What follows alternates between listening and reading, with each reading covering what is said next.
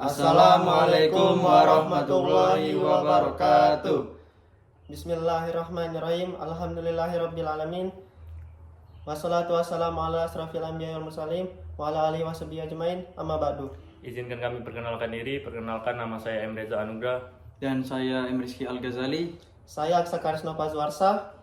Di sini kami akan mempresentasikan bab 2 tentang indahnya Kehidupan. Bermakna. Baiklah, kami akan memasuki ke materi yang pertama. Materi pertama akan dibacakan oleh M. Rizky Al-Ghazali. Pada M. Rizky dipersilakan. 1. Hakikat iman. Iman artinya keyakinan dalam hati, diucapkan dengan lisan, dan diamalkan dengan anggota badan tanpa ada keraguan sedikit pun.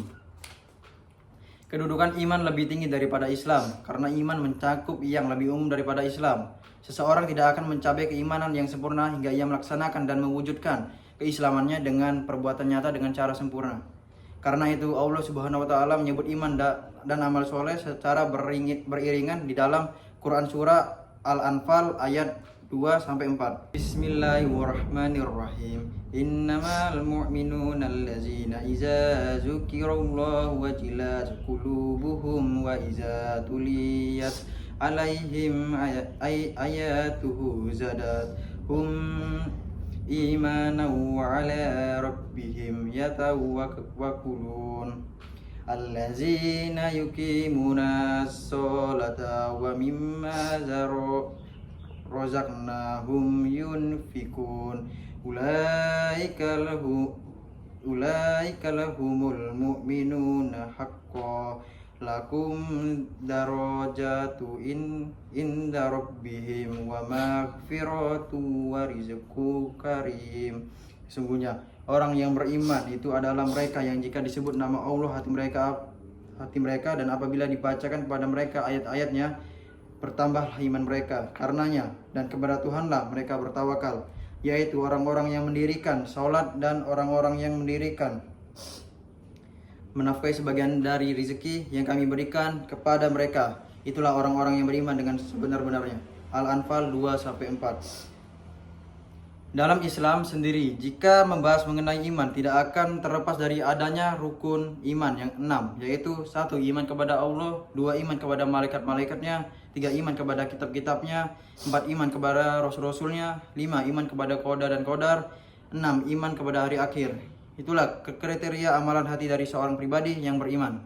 Baiklah, materi kedua akan dibacakan kepada Aksa Karisnova Zuarsa. Aksa, dipersilakan. Yang kedua, hakikat Islam. Kata Islam secara bahasa etimologi berasal dari kata aslam yuslim, Islam, dengan arti yang semantik sebagai berikut: tunduk dan patuh, berserah diri, keselamatan, kedamaian, dan kemurnian. Kata Islam berasal dari akar kata salam yang terbentuk dalam kata salam, artinya selamat, sejahtera, tidak cacat, dan tidak tercela.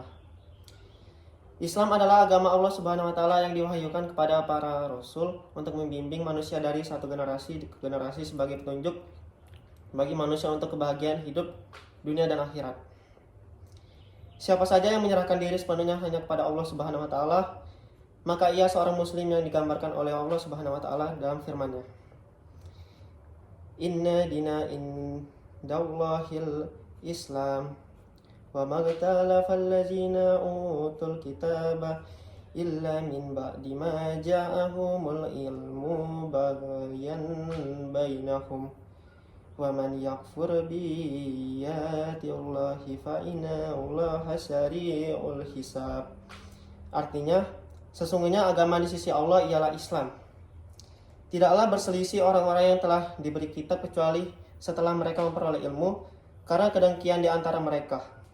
Barang siapa ingkar terhadap ayat-ayat Allah, maka sungguh Allah sangat cepat perhitungannya. Al-Imran ayat 19. Allah Subhanahu wa taala juga berfirman, "Wa man yabtaghi khairal islami dinan falan yuqbala minhu wa huwa fil akhirati min al-khasirin." Artinya, dan barang siapa mencari agama selain Islam, dia tidak akan diterima, dan di akhirat dia termasuk orang yang rugi. Al-Imran ayat 85. Islam sebagai agama tidak dapat terlepas dari adanya unsur-unsur pembentuknya berupa rukun Islam, yaitu yang pertama membaca 2 kalimat syahadat, Yang kedua, mendirikan salat 5 waktu, menunaikan zakat, puasa Ramadan, haji ke Baitullah jika mampu. Tentu keislaman kurang sempurna walaupun ia menjalankan salah satunya dengan sempurna. Jadi, yang pertama harus dilakukan adalah rukun Islam yang pertama, mengucapkan 2 kalimat syahadat. Yang kedua, rukun Islam yang kedua, mendirikan sholat. Yang ketiga, rukun Islam yang ketiga, menunaikan zakat. Dan yang keempat, rukun Islam yang keempat, melaksanakan ibadah puasa. Serta rukun Islam yang kelima, mengerjakan ibadah haji. Baiklah, materi ketiga akan dibacakan oleh Saudara M. Reza Anugrah. Pada M. Reza, dipersilakan. 3. Hakikat ihsan. Ihsan adalah isim masdar dari asal kata ahsan, yuhsin, ihsan, yang mempunyai arti menjadikan sesuatu lebih baik atau berbuat kebaikan. Orang berbuat ihsan disebut muhsin. Ini mengandung arti bahwa orang yang berbuat baik, setiap perbuatannya yang nampak merupakan sikap jiwa dan perilaku sesuai atau dilandaskan pada akikah dan syarat Islam. Dengan demikian, akhlak dan ihsan adalah 2 peranata yang berada pada suatu sistem yang lebih besar yang disebut akhlakul karimah. Adapun dalil mengenai ihsan dari hadis adalah potongan hadis Jibril yang sangat terkenal dan panjang. Seperti yang diriwayatkan oleh Umar bin Khattab ketika Nabi ditanya mengenai ihsan oleh malaikat Jibril dan Nabi menjawab, Bismillahirrahmanirrahim.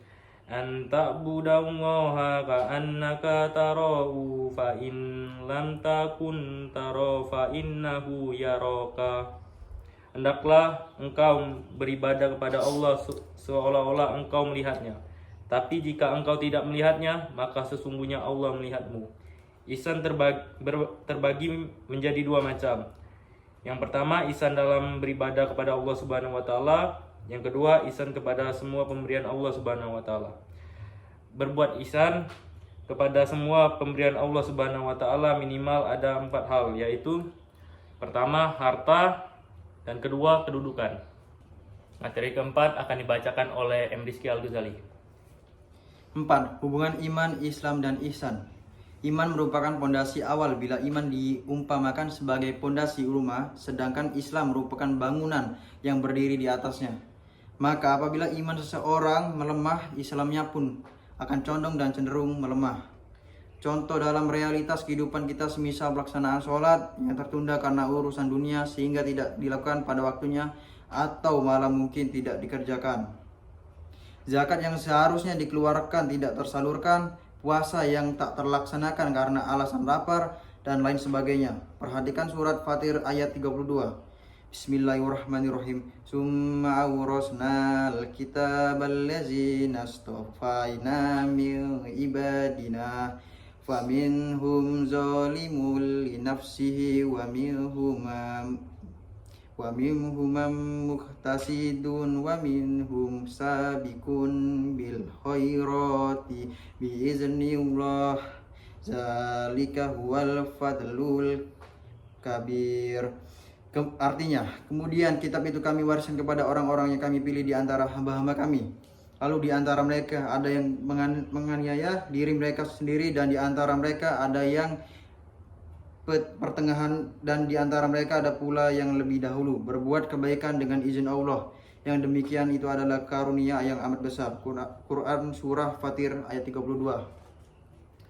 Imam Ibnu Katsir dalam tafsirnya menjelaskan bahwa terdapat 3 macam orang mengamalkan ajaran Islam, yaitu pertama, orang yang zalim kepada dirinya sendiri, yaitu orang yang berlebihan dalam mengamalkan sebagian kewajiban serta seringkali melakukan sesuatu yang hal terlarang. Kedua, orang yang tak berlebihan, yaitu orang yang melaksanakan kewajiban dan menjauhi larangan tetapi seringkali meninggalkan ibadah, sunnah, dan melakukan hal-hal yang dimakruhkan. Ketiga, orang yang selalu berlomba-lomba dalam kebaikan, yaitu orang yang menjalankan kewajiban juga hal yang disunahkan serta menjauhi hal yang haram dan hal yang dimakruhkan serta meninggalkan sesuatu yang dihukum mubah. Baiklah, materi yang kita akan baca yang terakhir ini akan dibacakan oleh Aksa Karisnova Zuarsa. Aksa, silakan. 5. Urgensi iman, Islam dan ihsan dalam membentuk karakter manusia. Untuk menapaki jalan insan kamil, terlebih dahulu kita perlu mengingat kembali tentang 4 unsur manusia, yaitu jasad dan raga, hati, roh, dan rasa. Keempat unsur manusia ini harus difungsikan untuk menjalankan kehendak Allah Subhanahu wa Ta'ala. Hati nurani harus dijadikan rajanya dengan cara selalu mengingat Sang Pencipta alam semesta. Makam-makam yang dimaksud merupakan karakter-karakter inti yang memiliki 6 unsur. Yang pertama, taubat, atau berjanji tidak mengulangi kesalahan dan maksiat. Yang kedua, warah, menjauhkan diri dari dosa, maksiat, dan perkara syubhat atau yang remang-remang hukumnya. Yang ketiga, zuhud, mengalihkan kesenangan duniawi kepada sesuatu yang lebih bermakna. Yang keempat, qanaah, rela menerima dan merasa cukup dengan apa yang telah didapat dan tidak rakus. Yang kelima, sabar, menahan diri atau membatasi emosi serta mampu bertahan dalam situasi sulit tanpa mengeluh. Yang keenam, tawakal, atau berserah diri kepada Allah Subhanahu wa Ta'ala. Jika sudah secara benar menjalankan unsur-unsur tersebut, lalu mengkokohkan keimanan, meningkatkan peribadatan, dan membaguskan perbuatan sekaligus menghilangkan karakter-karakter yang buruk yang ada pada diri kita, maka manusia akan dapat menggapai insan kamil atau manusia sempurna.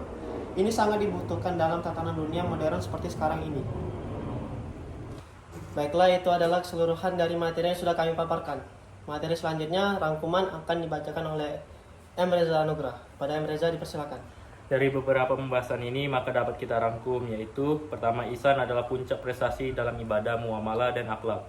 Oleh karena itu, semua orang yang menyadari akan hal ini tentu akan berusaha dengan seluruh potensi diri yang dimilikinya agar sampai pada tingkat tersebut.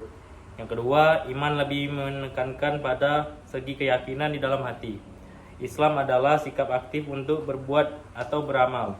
Ihsan merupakan perwujudan dari iman dan Islam, yang sekaligus merupakan cerminan dari kadar iman dan Islam itu sendiri. Alhamdulillah. Baiklah, sekian materi yang telah kami paparkan. Jika ada kesalahan kami mohon maaf, pada Allah kami mohon ampun. Wabillahi taufiq wal hidayah. Wassalamualaikum warahmatullahi wabarakatuh.